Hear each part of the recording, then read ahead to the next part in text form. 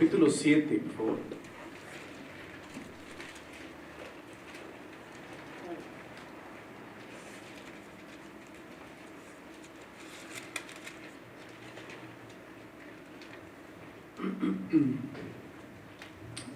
Este es uno de los capítulos pues más importantes en la palabra de Dios, yo creo, este capítulo de 2 de Samuel, capítulo 7. Quizás si tú ya conoces un poco la Biblia, la historia, sabes por qué. Pero vamos a tratar de ver, pues, por qué, ¿no? Los que no saben, por qué es importante este capítulo, ¿no? Realmente la comprensión de este capítulo pues nos va a ayudar a entender muchos pasajes, no solo del Antiguo Testamento, aún del Nuevo Testamento, ¿verdad? Por eso es importante, ¿no? El poder conocer todo el contexto bíblico. Y este es un capítulo importante en ese sentido. Hay una promesa. Vamos a una promesa importante en el capítulo de un pacto, ¿no? Si tú tienes Biblia con título, el título probablemente aparece así, ¿no? El pacto de Dios con David, el pacto que hace Dios con el rey David, ¿no? Hace un pacto en este capítulo. Y es el pacto que se conoce como el pacto davídico, ¿no? No sé cómo se le diga, ¿no? Como hay pacto con Moisés y mosaico y todo esto, ¿no? No sé si se diga así, pero es un pacto, ¿no? Eso es lo importante, ¿no? Y es tan importante que el Nuevo Testamento comienza hablando de ese pacto y termina hablando de ese pacto. Quiero leer dos versículos. El versículo con que inicia el Nuevo Testamento, ¿sabes cuál es? ¿No saben cuál es? Mateo, capítulo 1, versículo 1. Y dice: el libro de la genealogía de Jesucristo, hijo de David. Ahí vemos esto, lo que vamos a ver el día de hoy. Hijo de David, hijo de Abraham. ¿Okay? Esa palabra, hijo de David, tiene que ver con este capítulo, muy importante. Y Apocalipsis, capítulo 22, el último capítulo de Apocalipsis, el verso 16 dice esto: yo, Jesús, he enviado a mi ángel, dice, para daros testimonio de estas cosas en las iglesias. Y dice a continuación: yo soy la raíz y el linaje de David. ¿Sí? La estrella resplandeciente de la mañana. Es Jesús, ¿no? Diciendo: yo soy el linaje de David. Y tiene que ver con este capítulo. Si te has dado cuenta que muchas veces en el Nuevo Testamento, también en el Antiguo Testamento, pero más en el Nuevo Testamento se menciona así: Jesús, hijo de David, ¿no? ¿Te acuerdas que muchos se acercaban a Jesús hablándole así: Jesús, hijo de David, ten misericordia de mí, ¿no? Hosana, el hijo de David, ¿no? Y representa mucho las cartas de Pablo, ¿no? Hablando de Jesús, del linaje de David, ¿no? Por este capítulo tan importante que es 2 de Samuel capítulo 7. Entonces quisiera comenzar con una oración. Vamos a orar para dar inicio y que Dios nos guíe, que en su palabra. Señor, te damos gracias por este día, gracias por permitirnos estar esta noche aquí, Señor, para escuchar tu voz, para conocerte, Señor, en este capítulo tan bello en el cual hay una promesa, Señor, que ha venido a favorecernos a todos nosotros, Señor. Gracias, Padre. Te pedimos que tú nos guíes en esta porción, en esta enseñanza, que sea tu Espíritu Santo en cada uno de nosotros, Señor, y mostrándonos el plan que tú has trazado desde antes de la creación, Señor, y que el día de hoy ha venido, Señor, a bendecirnos tanto, Señor. Gracias por tu palabra y te pedimos esto en el nombre de Jesús. Amén. Muy bien. Comienza diciendo esto ahí, 2 de Samuel 2:7. Aconteció que cuando ya el rey habitaba en su casa, después que Jehová le había dado reposo de todos sus enemigos en derredor, dijo el rey al profeta Natán: mira ahora, yo habito en casa de cedro y el arca de Dios está entre cortinas. Y Natán dijo al rey: anda y haz todo lo que está en tu corazón, porque Jehová está contigo. Nos da el contexto de lo que está sucediendo. Dice que aconteció cuando ya el rey habitaba en su casa. Tú recuerdas, David por mucho tiempo estuvo fuera, no tenía una casa, ¿no? O sea, estuvo errante mucho tiempo. En el tiempo de Saúl, muere Saúl, y todavía en ese tiempo pasan 7 años para que él tome el reino, 7 años para que tome ya el reino como rey, pero aún hubo cosas que hizo, pero ya aquí ya pasó. Es más, dice el texto, ¿no? Después que Jehová le había dado reposo de todos sus enemigos, ¿no? Y ya está en su casa, se construye una casa bella, porque lo dice ahí, ¿no?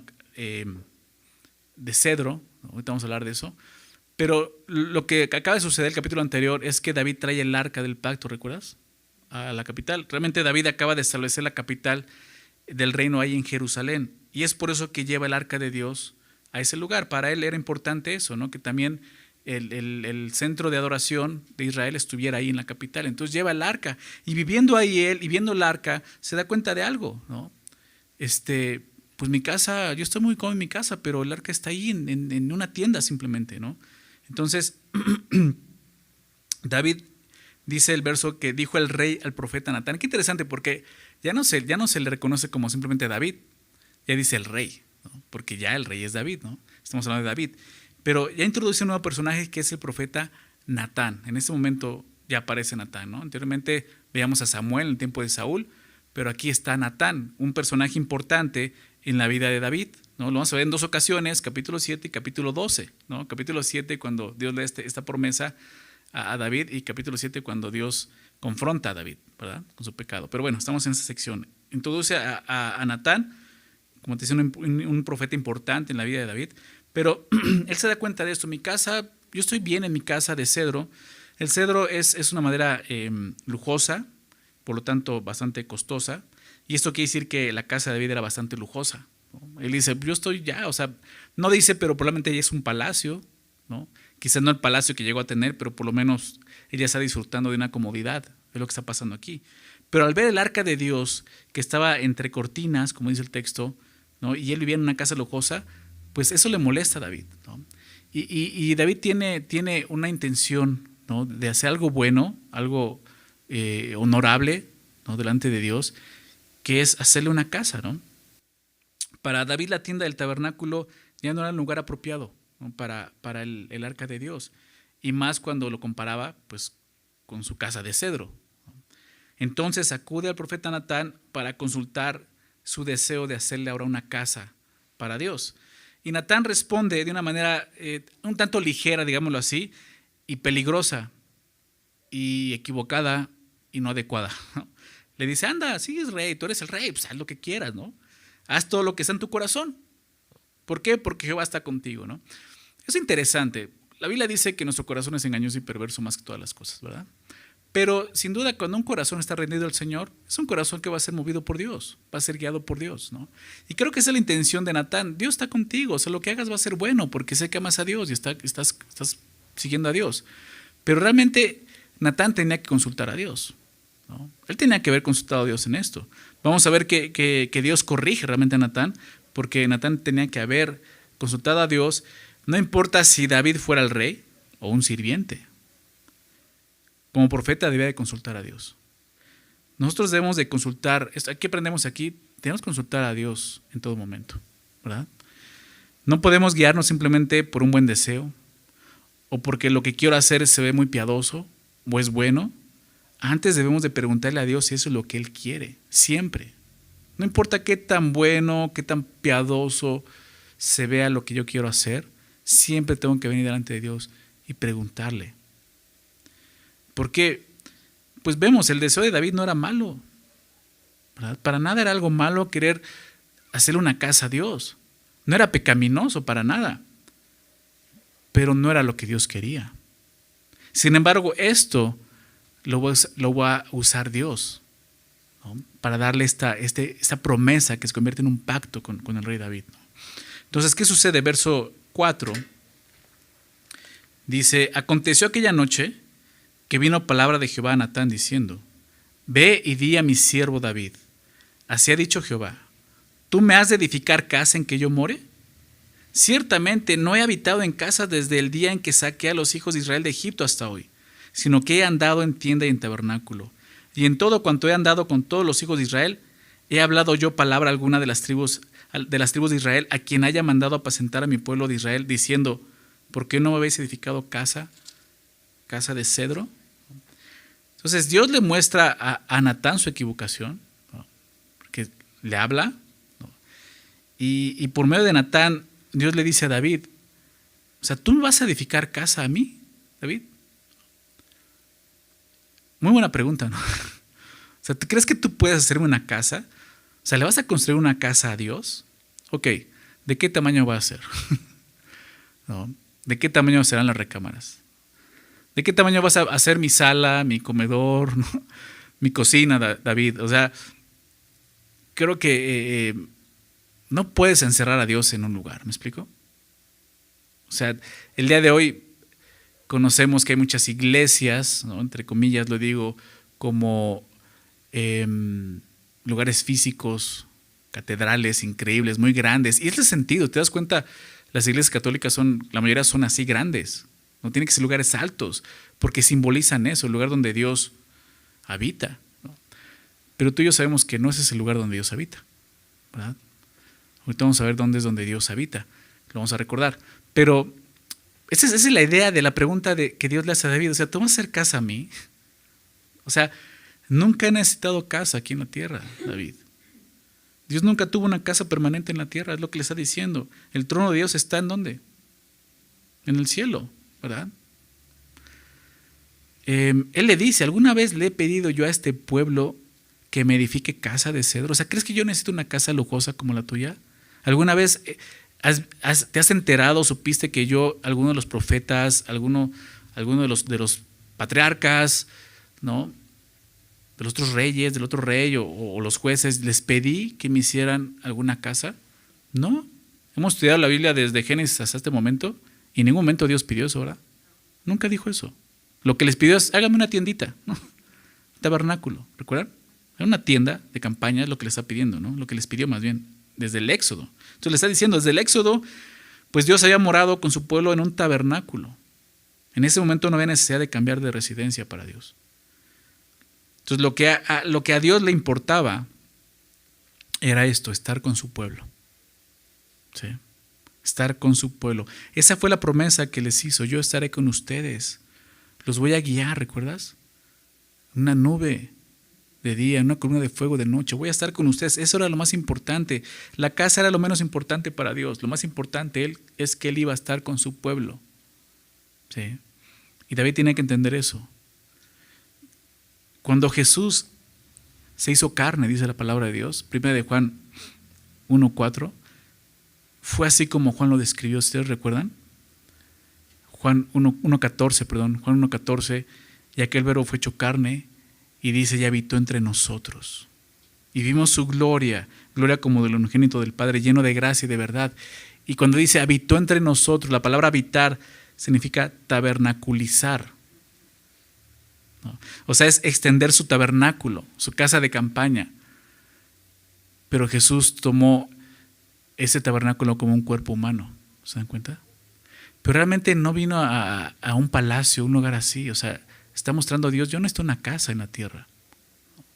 O sea, David, no siento que, o sea, no necesito que tengas lástima de mí, ¿no? O sea, yo no necesito eso. Si hubiera necesitado eso, desde un principio lo hubiera pedido. He estado con Israel desde mucho tiempo y no se trata de eso. Se trata de que yo estoy con el pueblo. Yo estoy con ustedes. Eso es lo importante. ¿Okay? Continúa diciendo esto, verso 8. Ahora pues dirás así a mi siervo David.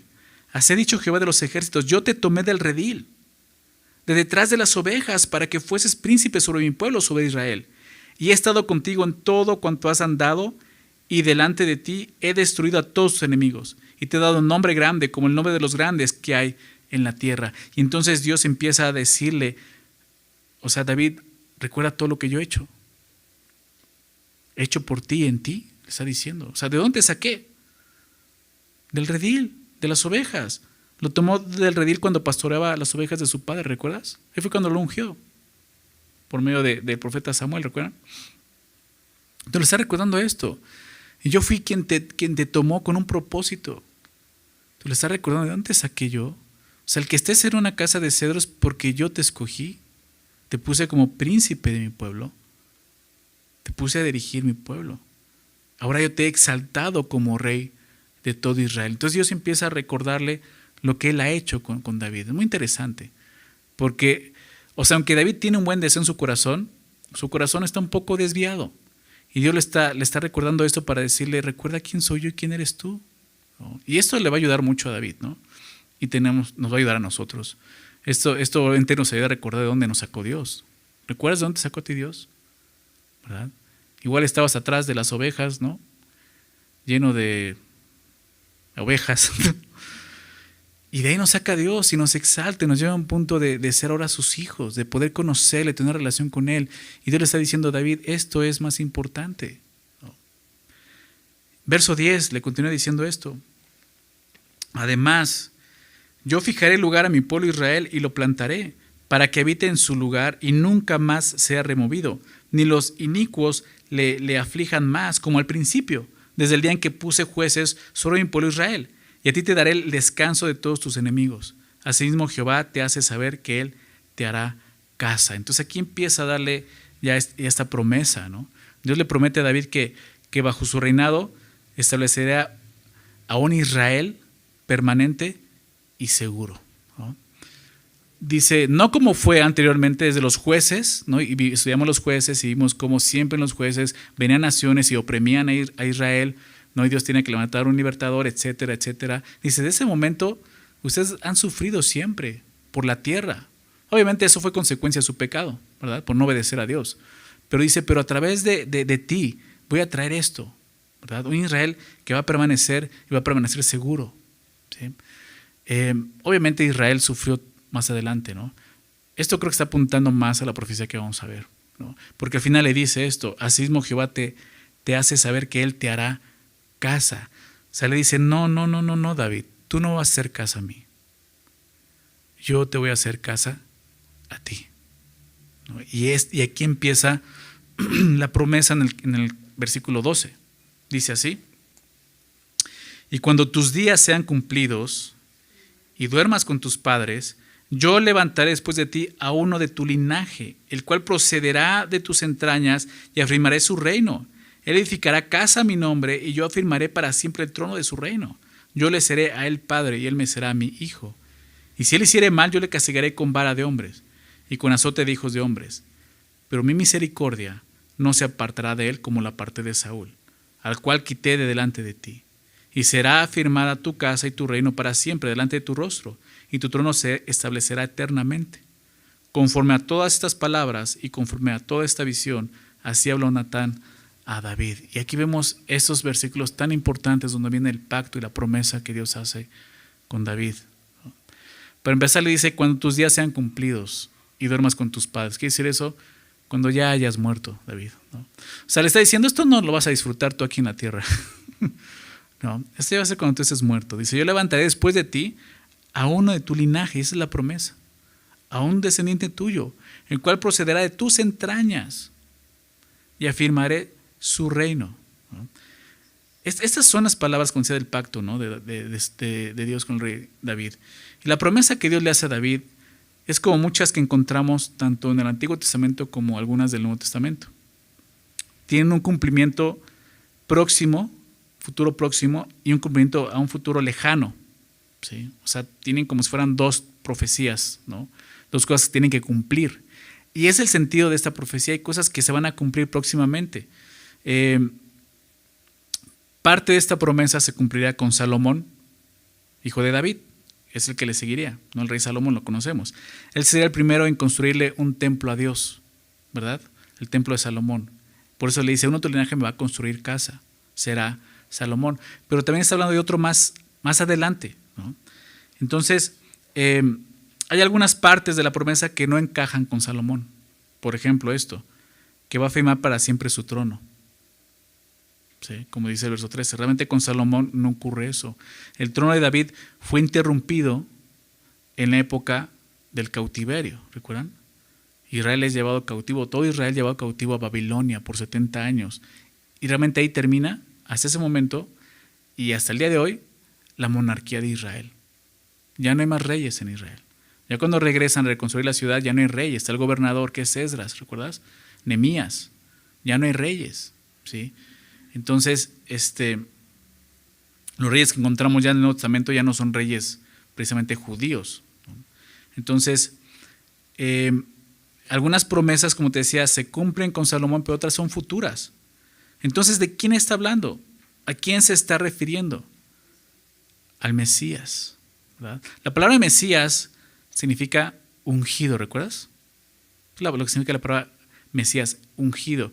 Y el ungido hablaba de aquel que era ungido por Dios. El ungimiento era aquel que Dios Era una forma de poder expresar a la persona que había escogido. Se le derramaba de aceite, por ejemplo, ¿no? Así ungían a los reyes, ¿no? Y eso mostraba que Dios lo había escogido, lo había elegido con un fin y un propósito. ¿Okay? Eso es importante, ¿no? Claro, David había sido ungido cuando Samuel fue y lo ungió como rey, ¿sí? Pero aquí está hablando de que uno va a venir y es el ungido, el Mesías, como se conocería después en Israel y como el día de hoy lo conocemos como el Cristo. La palabra Cristo es Mesías, pero en griego. ¿Okay? Mesías es hebreo, Cristo es griego. Y los dos significan esto, el ungido, aquel que Dios ha escogido para su propósito. ¿Okay? Entonces, pues sí, Dios está hablando del Mesías, el Rey de Reyes, ¿okay? Que un día vendría a tomar el trono de David para siempre. Esa es la promesa, un trono eterno, para siempre. El tema de nuestra serie de Samuel es ese, un trono para siempre. Y apunta a estos versículos, la promesa que Dios le está dando en ese momento al rey David, ¿no? De un reino que iba a venir con justicia y que iba a reinar para siempre. Nada iba a detener ese reino. ¿Okay? Esa es la promesa. Esa promesa, obviamente los judíos la entendieron, porque ellos esperaban al Mesías. Es más, siguen esperando al Mesías de esa manera. ¿Sí? Esta promesa se cumple obviamente en Jesús, el ungido de Dios, el Mesías, el Cristo. Lucas capítulo 1, Lucas 1, versículo 30, es cuando el ángel se aparece a María y le da la promesa, ¿no? Le dice lo que va a pasar, cómo de ella va a nacer el Mesías. Y fíjate lo que le dice el ángel. Entonces el ángel le dijo, Lucas 1:30, el ángel le dijo, María, no temas porque has hallado gracia delante de Dios. Y ahora concebirás en tu vientre y darás a luz un hijo y llamarás su nombre Jesús. Ese será grande y será llamado Hijo del Altísimo. Una de las promesas que le dio a David, ¿no? Será su padre, él será mi hijo, ¿no? Será llamado Hijo del Altísimo y el Señor le dará, fíjate que dice ahí, el trono de David, su padre. Y está apuntando a esto. Es esa promesa del pacto de David, de lo que el ángel está hablando aquí. Le dará el trono de David, su padre, y reinará sobre la casa de Jacob para siempre, y su reino no tendrá fin. Es esta promesa, ¿se dan cuenta? Es Jesús. Es una promesa tan importante que está hablando de Jesús como el Mesías. Él vendría a hacer esto. Y lo sabemos, ¿no? El escritor de Hebreos toma la frase del verso 14 aquí de 2 Samuel, donde dice, yo seré a él padre y él me será a mi hijo. Y lo dice, acompáñame Hebreos, por favor, Hebreos capítulo 1, empezando el Hebreos. El escritor de Hebreos en el capítulo 1 empieza a hablar de Jesús, el Hijo. Fíjate lo que dice, el verso 1 voy a leer. Hebreos 1:1 dice, Dios, habiendo hablado muchas veces, de muchas maneras en otros tiempos, a los padres por los profetas, en estos postreros días nos ha hablado por el Hijo. ¿Se dan cuenta? El Hijo de Dios, a quien constituyó heredero de todo y por quien asimismo hizo el universo, el cual siendo el resplandor de su gloria y la imagen misma de su sustancia, y quien sustenta todas las cosas con la palabra de su poder, habiendo efectuado la purificación de nuestros pecados por medio de sí mismo, se sentó a la diestra de la majestad en las alturas, hecho tanto superior a los ángeles cuanto heredó más excelente nombre que ellos. Verso 5, porque ¿a cuál de los ángeles dijo Dios jamás, mi hijo eres tú, yo te he engendrado hoy? Y otra vez, fíjate lo que dice aquí, yo seré a él padre y él me será hijo. El escritor de Hebreos está citando exactamente 2 Samuel 7, verso 14. Está hablando de Jesús. Él dice, Dios dijo esto y obviamente el Espíritu Santo nos está diciendo aquí que esa profecía está hablando de Jesús. ¿Se dan cuenta? Porque está citando ese pasaje. Entonces vemos cómo está apuntando a Jesús. Está hablando de Salomón, del linaje de David, pero está apuntando al Mesías. ¿Sí? Dice la profecía, él edificará casa a mi nombre y yo afirmaré para siempre el trono de su reino. Yo le seré el padre y él me será mi hijo. Cuando dice que él edificará casa a su nombre en el verso 13, la palabra casa a veces se usa como dinastía, ¿no? Como por ejemplo cuando se refiere a la casa de Judá, ¿no? La casa de Benjamín, ¿no? La casa de Israel, habla de dinastías, etcétera, ¿no? O sea, habla de una dinastía, de una familia. Pero la promesa tiene que ver en un futuro cercano, cuando Salomón construyera un templo para el arca de Dios. pero también en el futuro lejano, en Jesucristo, como veíamos, quien construirá una casa a su nombre. ¿De qué está hablando? 1 Timoteo, acabamos de ver, pasar por 1 Timoteo unos meses atrás, y lo vimos en el capítulo 3 de Timoteo, versículo 15. Pablo está diciendo a Timoteo, ¿no? Le está dando instrucciones, le dice en el verso 15, ¿no? Para que si tardo, sepas cómo debes conducirte. ¿Recuerdan dónde? En la casa de Dios, que es la iglesia del Dios viviente, columna y baluarte de la verdad. Entonces, ¿cuál es la casa de Dios? Los creyentes, la iglesia. ¿Se dan cuenta? Y eso es lo que está diciendo. Él me va a edificar una casa. Salomón lo va a hacer físicamente. Unos años más adelante, ya cuando haya muerto, él va a edificar un templo hermoso para Dios, ¿verdad? Pero Jesucristo va a edificar una casa para Dios. ¿Sí? Ya en este momento es esta promesa. La iglesia. Nosotros somos el templo del Espíritu Santo. Somos el templo donde Dios el día de hoy, aquí en la tierra, habita. En nosotros. ¿Te das cuenta de eso? ¿Y cómo se logró eso? ¿Quién logró eso? Jesucristo en la cruz. Se edificó casa. Primera de Pedro, acompáñame a Primera de Pedro, por favor.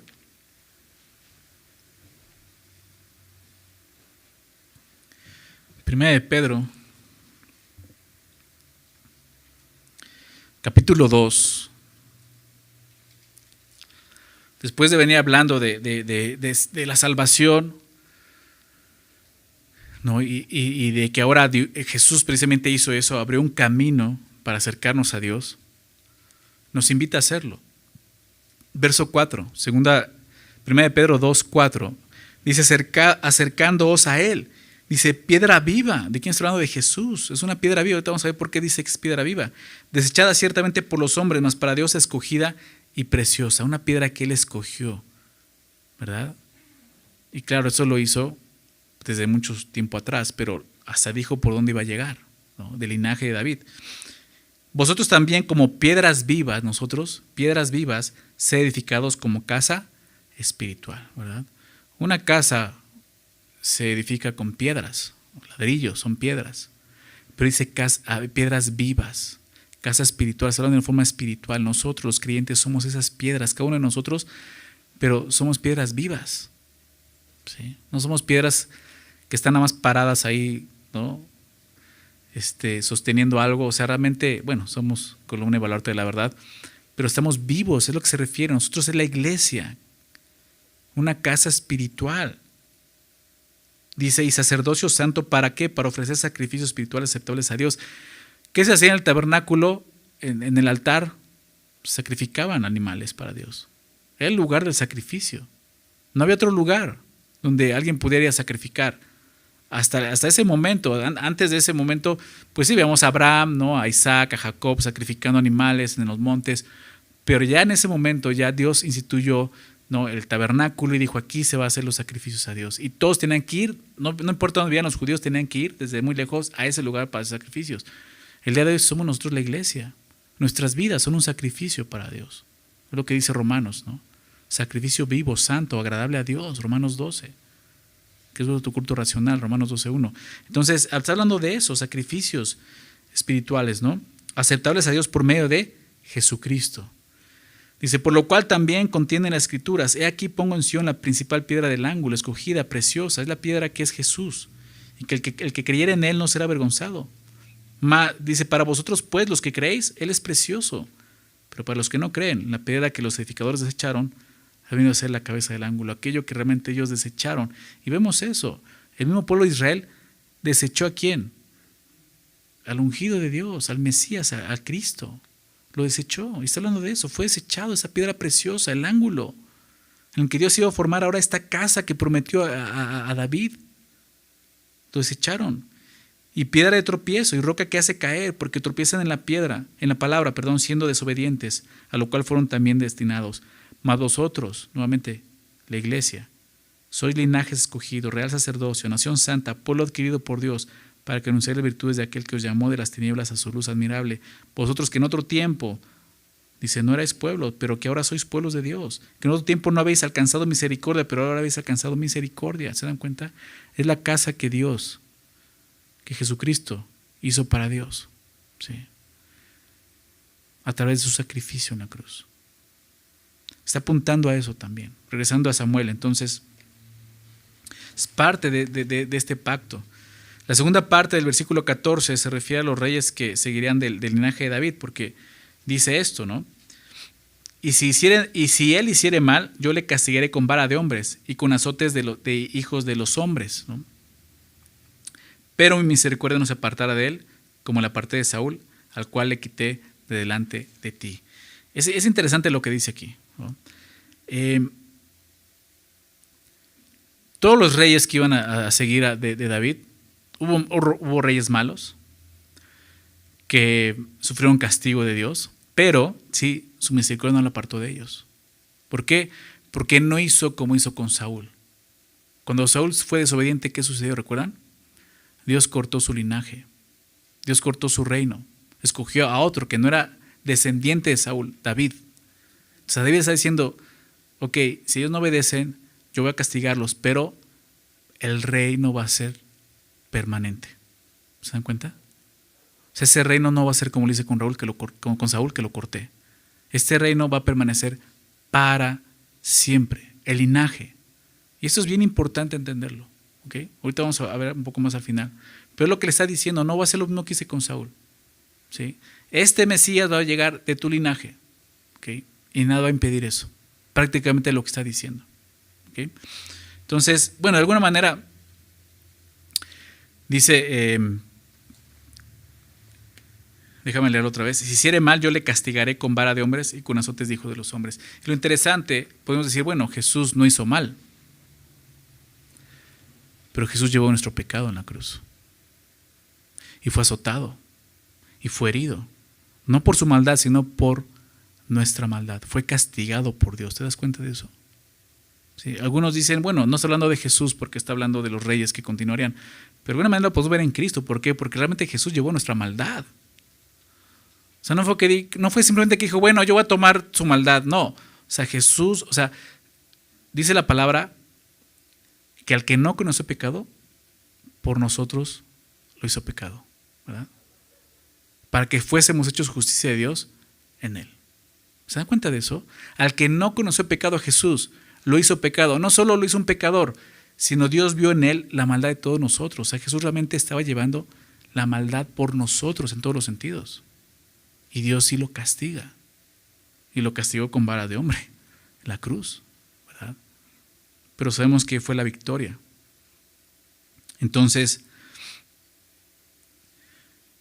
es lo que vemos aquí en el verso 14. Versículo 15 dice además, pero mi misericordia no se apartará de él como la parte de Saúl, al cual quité de delante de ti, como te decía, ¿no? Está diciendo, este reino va a permanecer para siempre. Y será firmada tu casa y tu reino para siempre delante de tu rostro, y tu trono será estable eternamente. Qué interesante, le dice, ya cuando mueras va a pasar esto, pero le dice, delante de tu rostro, o sea, tú lo vas a ver, David. Y David vio a Jesús. ¿Te das cuenta de eso? O sea, es la vida eterna, la promesa de vida eterna, lo que le está diciendo, ¿no? Será firmada tu casa y tu reino para siempre delante de tu rostro, y tu trono será estable eternamente. Nuevamente, está siendo muy enfático Dios en esto, ¿no? Será eternamente. Conforme a todas esas palabras y conforme a toda esa visión, así habló Natán a David. Versículo 18 dice, entró el rey David y se puso delante de Jehová y dijo, Señor Jehová, ¿quién soy yo? ¿Y qué es mi casa para que tú me hayas traído hasta aquí? Y aún te ha parecido poco esto, Señor Jehová, pues también has hablado de la casa de tu siervo en lo porvenir. ¿Es así como procede el hombre, Señor Jehová? Entonces David empieza a decir, wow, o sea, se sorprende por lo que Dios le está diciendo. O sea, David empieza a entender, obviamente él no sabe en ese momento qué es Jesús, todo lo que tú ya sabemos, pero hay promesas que le sorprenden y dicen, wow, Señor, o sea, si yo ya estoy en una casa disfrutando de tus bendiciones y de repente me quieres bendecir más, es lo que está diciendo, ¿no? Por eso dice al final del verso 19, es así como procede el hombre, Señor Jehová, siendo como, o sea, el hombre nunca haría algo así. Pero tú no eres hombre, tú eres el Señor, tú eres Jehová. Me has bendecido. O sea, está reconociendo, tú me tomaste de las ovejas de mi padre, me has traído y aparte me vas a bendecir más, es lo que está reconociendo. Verso 20, ¿y qué más puede añadir David hablando contigo? Pues tú conoces a tu siervo, Señor Jehová. Todas estas grandezas, fíjate lo que dice, grandezas has hecho por tu palabra y conforme a tu corazón, haciéndolas saber a tu siervo. Pon atención en las palabras tú. ¿Cómo está reconociendo tú? Tú. Por tanto, tú te has engrandecido, Jehová Dios, por cuanto no hay como tú, ni hay Dios fuera de ti, conforme a todo lo que hemos oído con nuestros oídos. ¿Y quién como tu pueblo, como Israel, nación singular en la tierra? Porque fue Dios para rescatarlo por pueblo suyo y para ponerle nombre y para hacer grandezas a su favor y obras terribles a tu tierra, por amor de tu pueblo que rescataste para ti de Egipto, de las naciones y de sus dioses. Porque tú estableciste a tu pueblo Israel por pueblo tuyo para siempre, y tú, oh Jehová, fuiste a ellos por Dios. Esta es parte de la oración, de la respuesta de David a todo lo que Dios le está diciendo aquí. Y David ve y reconoce su pequeñez, ¿no?, delante de Dios, su insignificancia. Al meditar en la gran bondad de Dios, empieza a decir tus grandezas. 2 veces dice eso, ¿te diste cuenta? O sea, todas las obras que has hecho han sido grandes, Señor. Y de repente David, siendo el rey, dice, sí es cierto. ¿En qué momento pensé que yo siendo rey, estaba disfrutando más que tú? O sea, tú eres el rey de reyes, o sea, tú eres Dios. Tú eres más grande que yo soy un pequeñito. Yo soy algo insignificante delante de ti. Me has bendecido. Y es lo mismo cuando meditamos en todo lo que Dios es y hace por nosotros, vamos a tener un concepto correcto y real de quiénes somos. Somos tan pequeños, insignificantes, en verdad. Pero ahí es donde podemos contemplar la grandeza de nuestro Dios. Es donde podemos contemplar su santidad, por ejemplo. ¿Por qué a veces estamos batallando tanto con un pecado? ¿Sabes por qué? Porque hemos dejado de contemplar la santidad de Dios. Hemos dejado de considerar lo santo que Él es. Y empezamos a ver el pecado como algo que no es tan drástico. Pero cuando tú estás entendiendo lo santo que es Dios, créemelo, cualquier mentira, por muy pequeña que sea, la vas a ver grande y vas a decir, eso es pecado delante de Dios. Necesitamos contemplar a Dios. Necesitamos contemplar su hermosura, su bondad. Necesitamos estar cerca de Él para considerar quién es Él, lo que ha hecho por mí, y que nuestro corazón no se eleve más allá de lo correcto. Es lo que David está mostrando aquí, Señor, si es cierto, este eres tú. Fíjate lo que dice el verso 25. No termina ahí, dice, ahora pues, Jehová Dios, confirma para siempre la palabra que has hablado sobre tu siervo y sobre su casa, y haz conforme a lo que has dicho, que sea engrandecido tu nombre para siempre, y se diga, Jehová de los ejércitos es Dios sobre Israel, y que la casa de tu siervo David sea firme delante de ti, porque tú, Jehová de los ejércitos, Dios de Israel, revelaste al oído de tu siervo, diciendo, yo te edificaré casa, por esto tu siervo ha hallado en su corazón valor para hacer delante de ti esta súplica. Ahora pues, Jehová Dios, tú eres Dios, y tus palabras son verdad, y tú has prometido este bien a tu siervo. Ten ahora a bien bendecir la casa de tu siervo, para que permanezca perpetuamente delante de ti, porque tú, Jehová Dios, lo has dicho, y con tu bendición será bendita la casa de tu siervo para siempre. ¿Te diste cuenta cuántas veces se repitió tu siervo? ¿Cómo comenzó el pasaje? El rey, ¿no? Ya ni David, ya el rey. Y termina tu siervo, tu siervo. Creo que más de 11 veces, 10 veces dijo tu siervo. David se ve así delante de Dios, soy tu siervo. ¿No? Interesante, Saúl nunca lo vimos así, ¿verdad? Esa es la diferencia del hombre que es conforme al corazón de Dios. Se reconoce su condición delante de Dios. Es solo un siervo de Dios. Y David está reconociendo eso. David continúa, ¿no?, viendo su fragilidad, ¿no?, su pequeñez. Y como te decía, si te das cuenta, usa muchísimas veces el pronombre personal tú, refiriéndose a Dios. Tú, te, tuyo, ti, ¿no? La oración de David está centrada ¿en quién? En Dios. En Dios, reconociendo todo lo que es Dios, lo que Él hace por el hombre. Así tienen que ser nuestras oraciones. Qué tristes son escuchar oraciones donde el centro de la oración eres tú, ¿no? Realmente, ¿qué está haciendo David? Le está diciendo, Señor, cumple tu promesa, confírmala. Es lo que le está diciendo.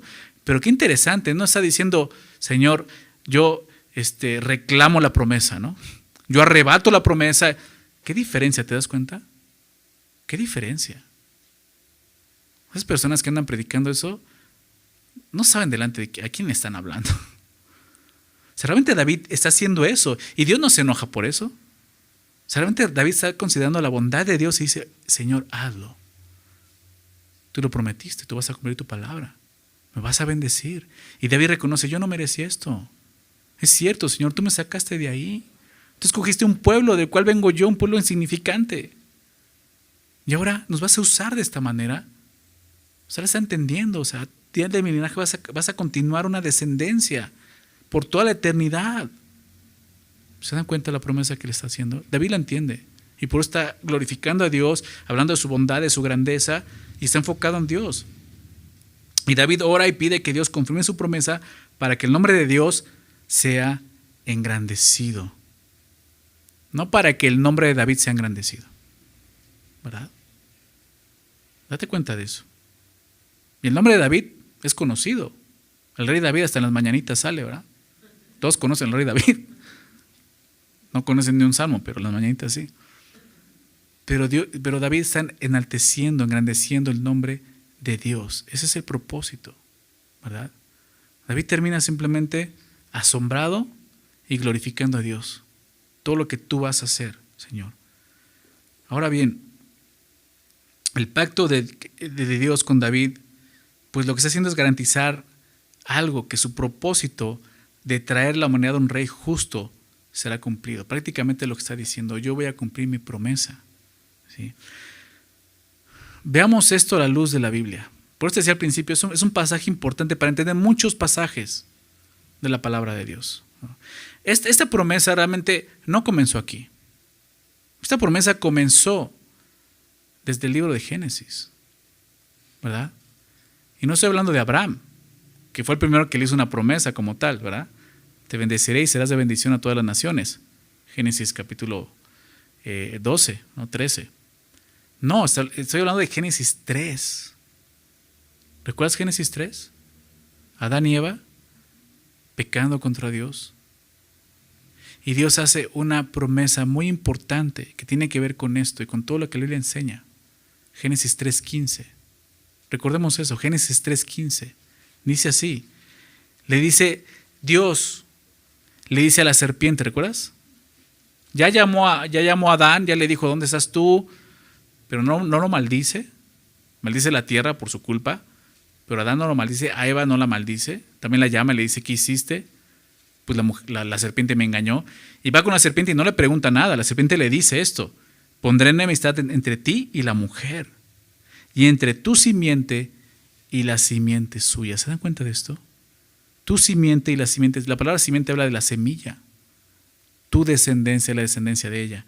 Esta, o sea, la simiente de la mujer te herirá en la cabeza, le está diciendo a Satanás. Sí, el descendiente de la mujer te va a herir en la cabeza y tú le herirás en el calcañar. El calcañar es el tobillo, la parte baja del tobillo. Una herida en el calcañar no se compara a la herida en la cabeza. La herida en la cabeza habla de una herida mortal. ¿Se dan cuenta de eso? Va a aplastar su cabeza. Sí, va a ser herido la simiente de la mujer. ¿Quién es la simiente de la mujer? Jesús. Ese versículo, Génesis 3:15, es lo que se conoce como el protoevangelio, que es la primera mención del evangelio. Un versículo muy importante en la Biblia, que después fue siendo confirmado, y es lo que vemos con David, tu linaje. ¿Sí? Ahora la promesa es la simiente de la mujer va a terminar contigo, va a destruirte, o sea, va a aplastar tu cráneo, tu cabeza, lo que le está diciendo, ¿no? Una herida mortal. Satanás entendió esa promesa de Dios. Y Satanás sabe que Dios cumple sus promesas. O sea, Dios le está prometiendo a Satanás algo. La simiente de la mujer te va a aplastar. Y le está diciendo eso, va a terminar contigo. Desde ese momento, Satanás ha buscado la manera de terminar con la simiente de la mujer. Desde ese momento. Satanás sabe, o sea, me estás diciendo que su simiente va a terminar conmigo, pues yo voy a terminar con la simiente antes de que ocurra eso. Su primer intento, ¿cuál fue? Caín y Abel. Cuando nace Caín, Eva le pone a su hijo Caín, que significa adquirido. ¿Qué significa eso? Adán y Eva pensaron que a través de Caín esa era la promesa. Hemos adquirido un hijo, aquí está el Salvador. Mi simiente va a destruir a la serpiente. Fue por tu evangelio, o sea, Dios nos va a salvar de esa condición en la que hemos caído. ¿Cómo? Terminando con la serpiente, con Satanás. Entonces ella pensó es Caín. ¿Y qué sucede con Caín? Mata a su hermano Abel. ¿Se dan cuenta? Fue el primer intento. Caín asesina a su hermano Abel. Y Abel realmente era el justo delante de Dios. ¿Por qué? Porque fue el que trajo la ofrenda que agradó a Dios. Él entendió la justicia de Dios, ¿verdad? Por celos y ira de su hermano, asesina a Abel, ¿verdad? Y eso fue dirigido obviamente por Satanás. Años más adelante, el mundo cae en una terrible corrupción. Génesis capítulo 6, ¿verdad? Dios se arrepiente de haber creado al hombre.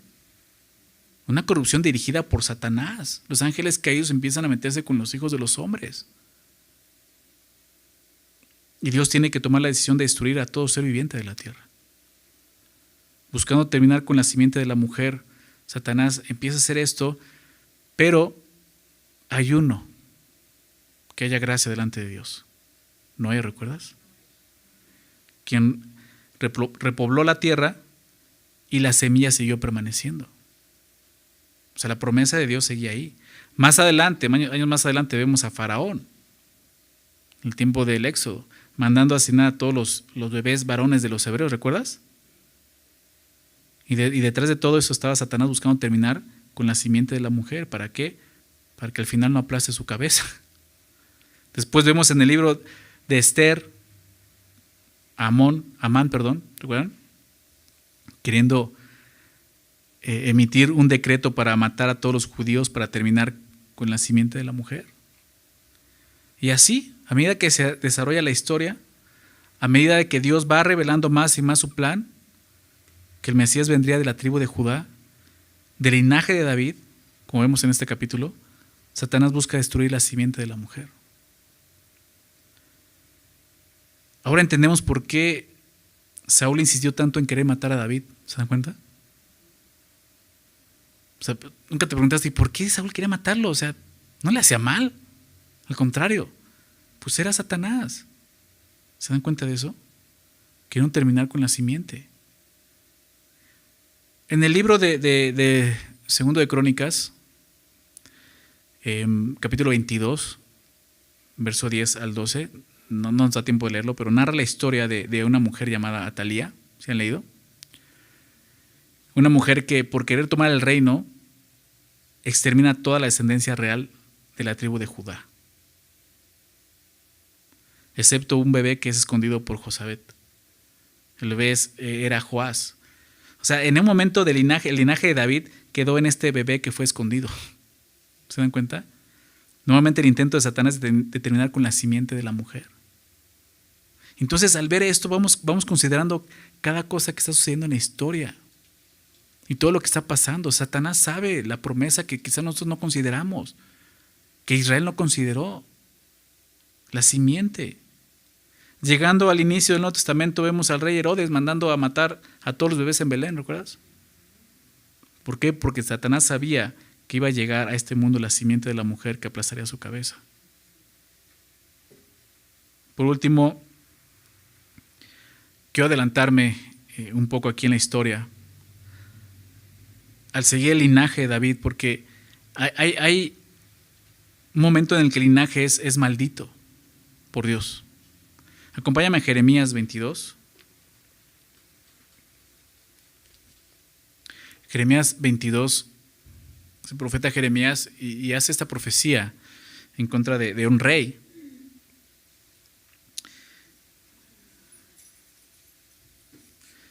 Que es el rey Jeconías. Y dice así en el verso 24.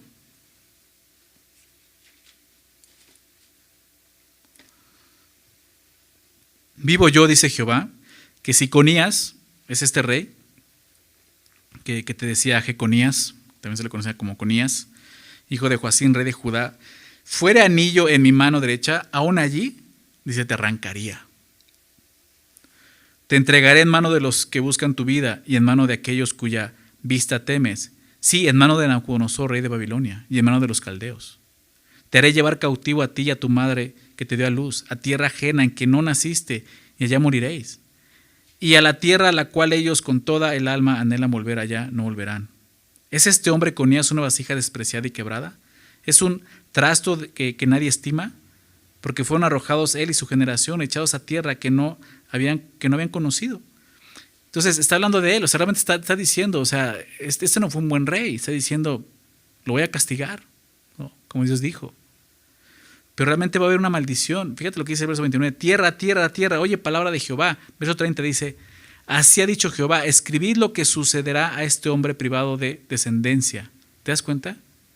¿Privado de qué? Este hombre, Conías, no tenía hijos, no tenía descendientes. Hombre a quien nada prosperó sucederá en todos los días de su vida, porque ninguno de su descendencia logrará sentarse sobre el trono de David, ni reinará sobre Judá. Eso es una maldición. Así como hay una promesa que iba a traer bendición Dios a través de David, diciéndole un reino, un trono para siempre, de repente llega esta maldición en Jeremías y dice a él, era el descendiente de David, el que estaba en el reino, dice, no tiene descendencia y no va a tener más, no se va a sentar nadie de su descendencia sobre el trono de David, ni reinará sobre Judá. ¿Por qué digo esto? Porque dices, bueno, ¿y qué es lo que sucede? Dios maldice el linaje después de Jeconías. Sabemos que su tío es quien toma el reino, ¿no? El linaje de David ya continúa, pero no es a través de él como se había prometido. Entonces, la pregunta sería esta, ¿cómo llegaría o cómo llegará el Mesías al linaje real de David si Dios ha maldecido el linaje? O sea, quizás aquí Satanás dijo, pues ya la hice, ya gané. ¿No? La respuesta la encontramos en una mujer virgen en el Nuevo Testamento, que iba a concebir por el Espíritu Santo. ¿Nunca se ha preguntado por qué fue así? ¿Por qué no concibió de un hombre? ¿Por qué era del Espíritu Santo? Pues aquí está. En Mateo y Lucas, en los Evangelios, encontramos las dos genealogías de Jesucristo. Si has leído las genealogías. Y una es la descendencia de José, apunta a la descendencia de José, y otra es la descendencia de María. Por eso son diferentes. La de José es la genealogía de Salomón, hijo de David, donde vendría ese linaje. Pero la de María es la genealogía de Natán, hijo de David, otro hijo que tuvo David. ¿Se das cuenta? Es la diferencia de las dos genealogías. Ahora bien, digámoslo así, que el derecho legal vendría por José, porque es Salomón, el rey, ¿okay? Del que vendría.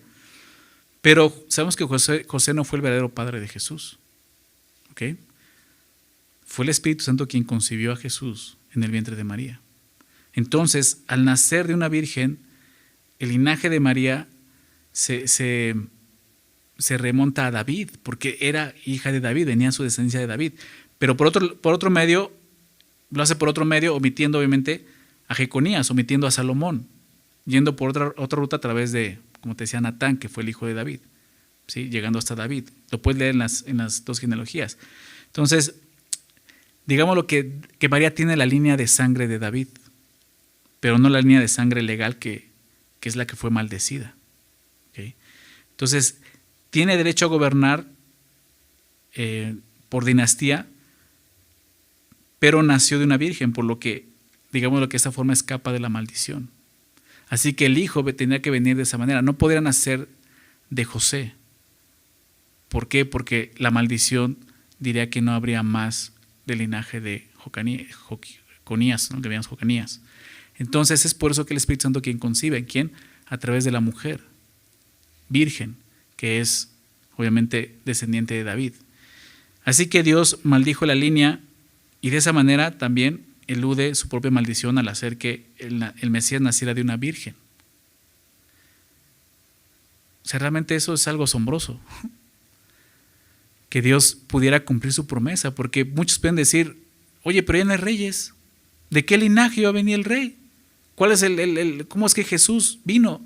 Si ves las genealogías, es ahí como Jesús llega como hijo de David, del linaje de David. Y por eso nace, no de un hombre, sino nace del Espíritu Santo. Lo concibe una mujer. Y eso resuelve pues un problema que había en la Escritura, ¿no? O sea, realmente si tú pasas por ahí leyendo Jeremías y ves esa maldición, pues quizás no te das cuenta que está hablando del linaje de David. Y que hay un serio problema ahí. Está cortando el linaje. Pero Dios lo resuelve a través de María como virgen. Y por eso Jesús nace de esa manera. Por lo tanto, el nacimiento virginal de Jesucristo era absolutamente necesario. Jesús tenía que nacer de esa manera. Fue así que fue profetizado también, ¿verdad? El profeta, ya no me acuerdo quién es el que lo profetiza, pero dice que nacerá de una virgen, ¿no? En Belén, ¿no? No creo si era Habacuc o uno de esos, pero bueno, lo checamos. Entonces, nace de ahí y es por eso, era necesario que fuera esto. ¿Por qué? Porque Dios iba a cumplir su propósito. ¿Cuál? El pacto que hace con David, ¿verdad? Su trono para siempre. Ahora, para siempre aún no se ha cumplido eso. Jesús ya vino, ¿sí? Jesús tenía que venir primero como el Mesías sufriente, muriendo por los pecados en la cruz. Pero un día Él regresará como el Mesías triunfante. ¿Para qué? Para implantar su justicia a esta tierra, lo sabemos. Y entonces sí vamos a ver su reino para siempre, eterno, reino de justicia para siempre. Pero ya se cumplió. Jesús venció a Satanás en la cruz. La herida ya fue hecha, ¿sí? Satanás sabe que le queda poco tiempo. Ya no está yendo tras el linaje porque ya nació Jesús, ¿verdad? Eso ya no, pues eso ya se perdió. Más bien, Satanás perdió en el momento en que Jesús nace y muere en la cruz. Aún en la cruz Satanás pensó, estoy terminando con el linaje. ¿Cuál fue la sorpresa? Jesús resucitó de los muertos, ¿verdad? Y es así como Él trae vida eterna, pero sobre todo Él es el Rey de reyes, de todos los reyes. ¿Por qué? Porque es la promesa que Dios nos dio. Es la simiente de la mujer, ¿se dan cuenta? Pero es importante desde el principio entender este capítulo, la promesa que Dios le está haciendo. Porque en toda la Biblia vemos esa promesa. Y en toda la Biblia vemos esa promesa atacada por Satanás. Pero Dios la cumple porque Él es fiel. Y así como cumple, o cumplió más bien, la derrota de Satanás, va a cumplir esto, la victoria de Cristo. Un día Jesús regresará como rey, ¿se dan cuenta? Y nosotros ahora creyendo pertenecemos a ese reino, ¿sí? Si tú no has creído en Jesús, pues vente a este lado, ¿no? O sea, la victoria está de este lado. Satanás ya fue vencido. Del otro lado no hay nada, ¿no? Por más que Satanás quiera engañarte y decirte este lado es el bueno, no hay nada bueno allá. Aquí es donde Jesús ya venció y un día va a regresar para reinar para siempre. ¿Ok? Vamos a terminar con una oración dando gracias a Dios, ¿les parece? Señor, te agradecemos por tu palabra. Gracias por este pasaje, Señor, tan bello, el poder ver esta promesa tan importante como veíamos para nosotros, Señor. Una promesa, Señor, de salvación definitivamente. Una promesa, Señor, en el que tú nos has dado vida eterna, Señor. Así llegó a nosotros y te damos gracias, Señor. Gracias, Señor, porque eres fiel, Señor. Así como nos prometiste vida, redención, salvación, así como le prometiste a Adán y a Eva eso, lo cumpliste, Señor, en la cruz, derrotando a Satanás, Señor, hiriéndole la cabeza, Señor, y dándonos vida eterna. Un día vamos a estar contigo, vamos a disfrutar, Señor, de tu justicia en ese reino eterno. Vamos a disfrutar de tu presencia como fue en un principio, Señor.